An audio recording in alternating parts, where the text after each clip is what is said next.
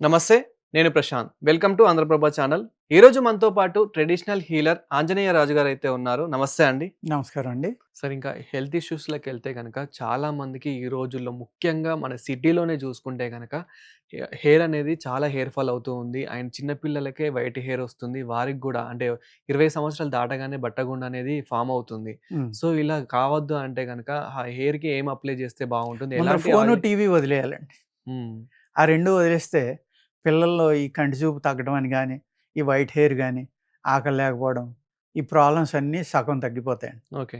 Phone నుంచి దూరంగా పెట్టాలి పిల్లల్ని. ఫస్ట్ చేయవలసిందది. హ్మ్. ఇవాళ పల్లెటూరులో స్త్రీలు కూడా సీరియల్‌లు చూసి భర్తొస్తే టేబుల్ మీద అన్నం తినేసి పడుకో అంటున్నారు.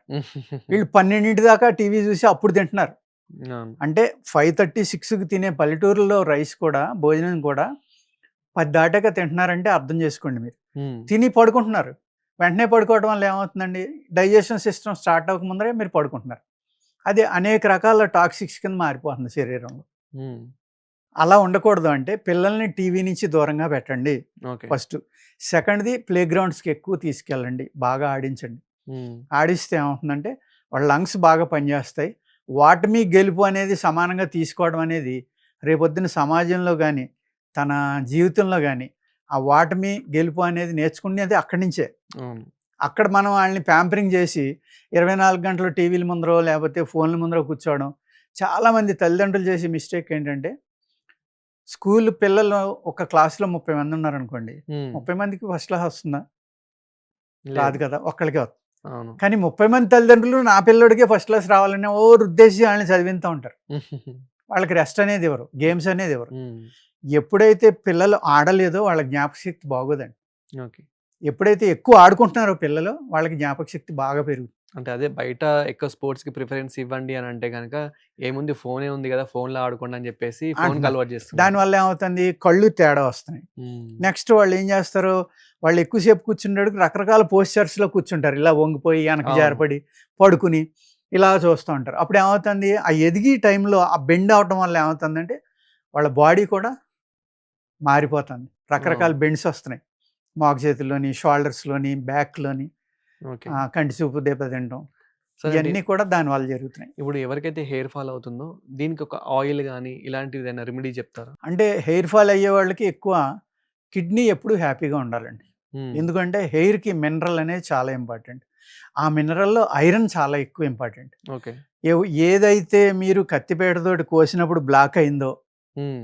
అందులో ఐరన్ ఎక్కువ ఉన్నట్టు లెక్క. మీరు ఉసిరికాయ కోయండి, కత్తిపీట బ్లాక్ అవుతుంది. ఆ ఉసిరికాయ కూడా బ్లాక్ అవుతుంది. ఓకే. అలాగే మీరు గుంటకలగర మీరు నలపండి చెయ్యంతా నల్లగా అయిపోతుంది. హ్మ్. మామిడి జీడి, మామిడికాయ కొయ్యండి, అవును. ఆ బ్లాక్ మామిడి అయిపోద్ది. జీడి గాని, ఆ కత్తిపీట గాని నల్లగా అవుతాయి. అంటే హ్మ్. ఆటిలో ఐరన్ బాగా ఉన్నట్టు లెక్క.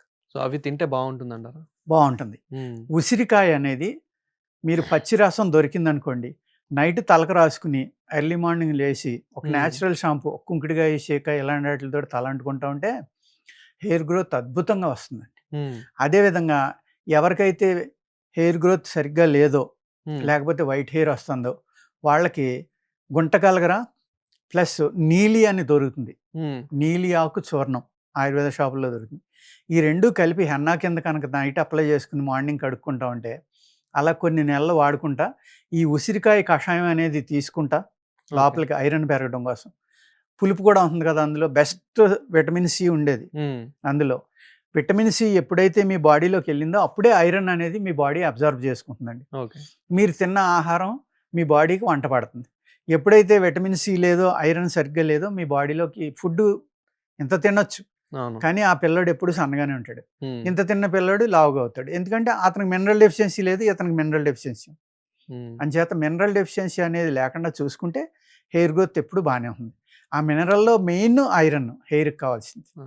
ఆ ఐరన్ పెరగాలి అంటే ఏం చేయాలి? మీరు ఉసిరికాయలో బావుంటుంది కాబట్టి, ఆ ఉసిరి కషాయం నైట్ రాసుకొని, పచ్చికాయలు దొరికితే రసం రాసుకోవడం అండి. లేకపోతే ఎండుకాయలు దొరికితే కషాయం రాసుకొని, ఎర్లీ మార్నింగ్ లేచాక చక్కగా కుంకుడుకాయో, షేకాయో పెట్టి అంటుకుంటే డాండ్రఫ్ అనేది పోతుంది. హెయిర్ ఆరోగ్యంగా ఉంటుంది. హెయిర్‌కి ప్రోటీన్ కావాలి ఇంకాని, బలం కావాలనుకుంటే మీరు ఉడకబెట్టిన కందిపప్పు, హ్మ్. దాంట్లో మీరు మెంతి కూర కలిపి, ఓకే. 2 కలిపి బాగా మ్యాష్ చేసుకొని, బాగా క్రీమ్‌లాగా హ్మ్. దాన్ని అప్లై చేసుకుని పడుకుని మార్నింగ్ అంటుకున్నా కూడా హెయిర్ గ్రోత్ చాలా బాగుంటుంది.